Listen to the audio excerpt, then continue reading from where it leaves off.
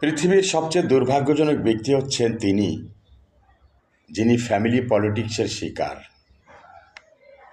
Family politics হচ্ছে সেই জিনিস যা আমার বিরুদ্ধে হচ্ছে, আমার পরিবারের মানুষজনই করছেন এবং তাদেরকে আমি দেখে শুনে রাখছি। সেই পলিটিক্স থেকে বের হওয়ার জন্য কী করণীয়? জোর করে কারোর সাথে সম্পর্ক না রাখা। আমি চাই না কেউ বাধ্য হয়ে কথা বলুক, খবর নিক, ভালোবাসুক। আসলে যেখানে নিজের কোনো মূল্য নেই সেখানে উপস্থিতি একরকম ভিক্ষার মতো লাগে। যেখানে আমার কোনো গুরুত্ব নেই সেখান থেকে যত দ্রুত সম্ভব আমি সরে আসি, নীরবে, নিঃশব্দে।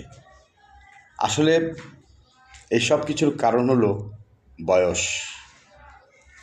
আমি এখন যে বয়সে দাঁড়িয়ে আছি না, এটাই হলো তার জ্বলন্ত প্রমাণ। ভালো থাকবেন।